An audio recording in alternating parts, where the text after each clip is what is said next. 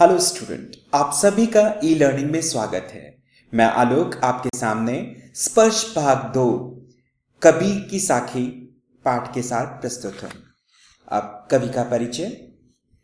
कबीर ज्ञान मार्गी शाखा के प्रमुख एवं प्रतिनिधि कवि माने जाते हैं।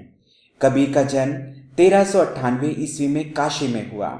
कहा जाता है कि इनका जन्म एक विधवा ब्राह्मणी के गर्भ से हुआ था और वह लोक लाज के डर से इन्हें लहरतारा नामक तालाब के निकट छोड़ गई थी। वहां से ले जाकर नीमा और नीरू जुलाहा दंपति ने इनका पालन पोषण किया। इस प्रकार हिंदू मुसलमान दोनों के संस्कार इनके जीवन में विद्यमान हैं। कबीर अनपढ़ थे। उन्होंने स्वयं कहा है, मसी कागज छूहो नाही, कलम कहीं नहीं हाथ। अर्थात मैंने कभी स्कूल नहीं गया, कभी मैंने कागज नहीं छुआ और ना ही कभी कलम मेरे हाथों में आई। इनके परिवार के बारे में स्थिति स्पष्ट नहीं है। कहा जाता है कि इनकी पत्नी का नाम लोई था, जिससे कमाल और कमाली 2 संतानें थीं। रामानंद इनके गुरु थे। कबीर की मृत्यु 1518 ईस्वी में मानी जाती है। इनकी रचनाएं। कबीर की रचनाओं के संकलन बीजक के 3 अंग हैं। पहला सबद, साखी और रमैनी। कबीर के काव्य का विषय कुरीतियों, सामाजिक एवं धार्मिक बुराइयों का खंडन करना था। उन्होंने समाज में फैले हुए ढोंग, आडंबरों, जाति पाति के भेदभाव पर कड़े प्रहार किए हैं। भाषा शैली। कबीर की भाषा शैली ने सामान्य जन को प्रभावित किया है। इनकी भाषा पंचमेल खिचड़ी है, जिसे साहित्यकार सुधक्कड़ी के नाम से पुकारते हैं। इस भाषा में पूर्वी हिंदी, ब्रज, अवधी, राजस्थानी, पंजाबी आदि भाषाओं का मिश्रण है। कबीर ने साखी और सबद शैली में अपनी बात कही है। कबीर का मूल्यांकन करते हुए आचार्य हजारी प्रसाद द्विवेदी कहते हैं, ऐसे थे कबीर सर से पैर तक मस्त मौला, स्वभाव से फक्कर, आदत से अक्खर, भक्त के समान निरह, भेषधारी के समान सामने प्रचंड, दिल के साफ, दिमाग के दुरुस्त, जन्म से अस्पृश्य, कर्म से वंदनीय। अब प्रस्तुत संकलित सांख्यों का प्रतिपाद्य। ऐसी बाणी बोलिए मन का आपा खोए, अपना तन सी तल करे औरन को सुखी होए। अर्थात यहाँ प्रस्तुत दोहे में कवि कबीर द्वारा रचित है और इसमें कबीर ने मीठी वाणी के महत्व को बताया है। प्रस्तुत दोहे के अंदर बाणी शब्द का अर्थ है बोली, आपा का मतलब है अहम और तन का मतलब है शरीर और शीतल ठंडा। व्याख्या। कबीर कहते हैं कि हमें ऐसी बानी बोलनी चाहिए जिससे हमारा अहंकार नहीं झलकता हो। स्वयं को खोकर अर्थात अहम को मिटाकर हमारे अंदर, हमारे भीतर जो अहम बसा हुआ है उसे हटाकर हमें अच्छा बोलना चाहिए।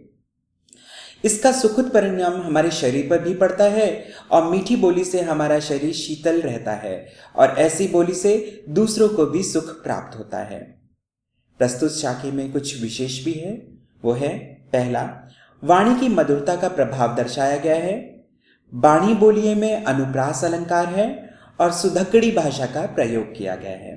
कस्तूरी कुंडली बसे मृग ढूंढे बन माही, ऐसे घटी घटी राम हैं दुनिया देखी नाही। कस्तूरी एक सुगंधित पदार्थ है। कुंडली नाभि को कहते हैं और मृग हिरण को, बन जंगल, माही भीतर, घटी घटी हृदय में। प्रसंग। प्रस्तुत दोहा संत कबीर द्वारा रचित है और इसमें कबीर परमात्मा के निवास के बारे में बताते हैं। व्याख्या। कबीर दास उदाहरण देकर अपनी बात समझाते हैं। कस्तूरी तो हिरण की नाभि में ही होती है, पर उसकी सुगंध पाकर वह उसे जंगल के मध्य ढूंढता फिरता है। उसे अपने अंदर कस्तूरी के होने का ज्ञान नहीं होता। यही दशा मनुष्य की है। वह राम अर्थात परमात्मा को मंदिर तीर्थों में ढूंढता फिरता है, जबकि वह तो उसी के हृदय में निवास करते हैं, उसी के मन के अंदर विराजमान रहते हैं। यह स्थिति तब तक रहती है जब तक व्यक्ति को ज्ञान प्राप्त नहीं होता। ज्ञान प्राप्ति के बाद मनुष्य भटकता नहीं है। विशेष। प्रस्तुत साखी में विशेष है, कबीर ने ईश्वर का निवास अपने अंदर अर्थात हृदय में बताया है। यह दोहा कबीर के रहस्य भाव को स्पष्ट करता है। ढोंग आडंबरों पर करारी चोट है, कस्तूरी कुंडली दुनिया देखे में अनुप्रास अलंकार है, घटी घटी में पुनरक्ति प्रकाश अलंकार है। जब मैं था तब हरि नहीं, अब हरि है मैं नाही, सब अंधियारा मिट गया जब दीपक देखा माही। शब्दार्थ, मैं अहम को कहा गया है, हरि भगवान को और नहीं नहीं के लिए। प्रसंग, प्रस्तुत साखी ज्ञान मार्गी कवि द्वारा रचित है। इसमें कवि ने ज्ञान के महत्व को दर्शाया है। व्याख्या, कबीरदास कहते हैं कि जब तक मेरे अंदर अहं का भाव था तब मेरे पास भगवान नहीं था। जब अब ईश्वर है तब मेरा अहं गल चुका है। जब ज्ञान का दीपक जलता है तब सभी प्रकार का अंधकार मिट जाता है। ज्ञान के आगमन के साथ अर्थात ज्ञान के आने के बाद मन का अहंकार मिट जाता है और परमात्मा से मिलन हो जाता है। विशेष प्रस्तुत साखी में कवि बताना चाहता है कि मैं शब्द अहं का सूचक है और अहम और परमात्मा में विरोध है। दीपक देखया में अनुप्रास अलंकार है। सुखिया सब संसार है, खाए अरु सौवे, दुखिया दास कबीर है, जागे अरु रोवे। शब्दार्थ, अरु और।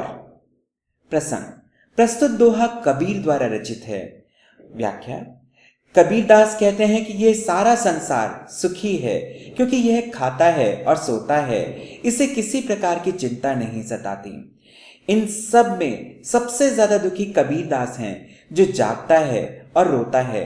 भाव यह है कि सांसारिक भोगों में लगे रहने वाले व्यक्ति तो सुखपूर्वक रहते हैं और जो प्रभु वियोग में व्याकुल रहते हैं वे जागते रहते हैं और संसार की दशा देखकर रोते रहते हैं। विचारक या चिंतक सुख की नींद नहीं सो सकता। विशेष विरही की मनोदशा का चित्रण किया गया है। सब संसार दुखिया दास में अनुप्रास अलंकार है। सुधक्कड़ी भाषा का प्रयोग किया गया है। बिरह भुवंगम तन बसे, मंत्र न लागे कोई, राम वियोगी ना जीवे, जीवे तो बौरा होई।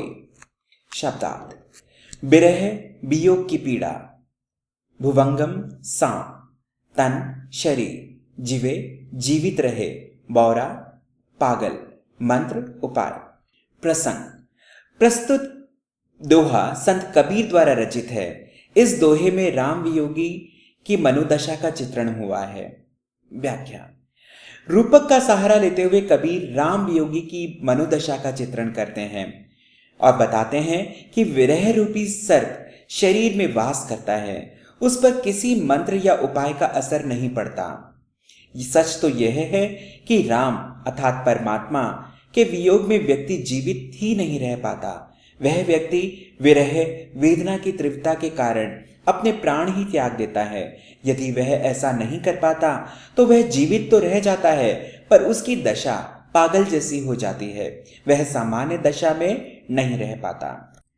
निंदक नेड़ा राखिए, आंगनी कुटी बंधाई, बिन साबण पानी बिना, निर्मल करे सुभाई।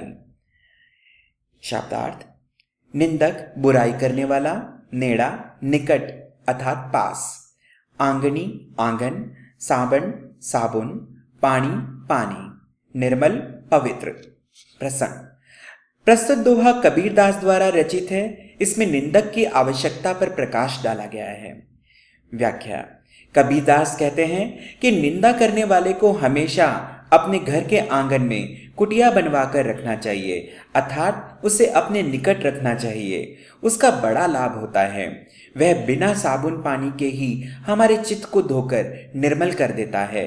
भाव यह है कि हम उसकी निंदा सुनकर स्वयं ही अपनी त्रुटियों को सुधार लेते हैं। इस प्रकार हमारा भला हो जाता है। विशेष निंदक नेड़ा में अनुप्रास अलंकार है। दूसरी पंक्ति में विभावना अलंकार है क्योंकि बिना वस्तु के ही काम हो रहा है। पोथी पढ़ी पढ़ी जगमुआ, पंडित भया न कोय, एके आशीर पीव का, पढ़े सुपंडित होए। शाब्दार्थ, पोथी अर्थात पुस्तक, मुआ मर गया, आशीर अक्षर, पीव प्रिय। प्रसंग। प्रस्तुत दोहा कबीरदास द्वारा रचित है। इस दोहे में प्रिय अर्थात परमात्मा का महत्व दर्शाया गया है। व्याख्या। कबीरदास कहते हैं कि यह संसार पुस्तकें पढ़ पढ़कर मर गया, पर अभी तक कोई पंडित नहीं बन सका, अर्थात उनका सारा परिश्रम व्यर्थ चला गया। यदि किसी ने ईश्वर प्रेम का एक ही अक्षर पढ़ लिया तो वह पंडित अर्थात ज्ञानी हो जाता है। विशेष, पोथियों को पढ़ने मात्र से ज्ञान की प्राप्ति नहीं होती। पोथी पढ़ी पढ़ी में अनुप्रास अलंकार है, क्योंकि इसमें पा वर्ण की अनुवृत्ति है।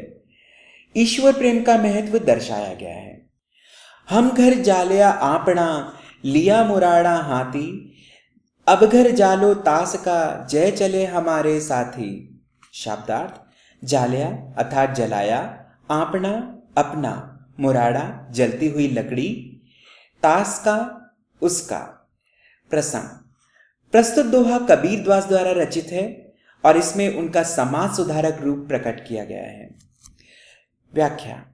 कबीरदास कहते हैं कि हमने पहले तो अपना घर जला डाला और अब हाथ में जलती लकड़ी ले ली है। अब इससे हम उसका घर जलाएंगे जो हमारे साथ चलेगा। भाव यह है कि ज्ञान की मशाल लेकर पहले अपनी विषय वासनाओं को जलाकर नष्ट कर दिया जाए। अब हम अपने साथियों की बुराइयों को दूर करेंगे। विशेष, घर और मशाल को प्रतीक रूप में लिया गया है। कुछ पाने के लिए कुछ त्यागना होना जरूरी है।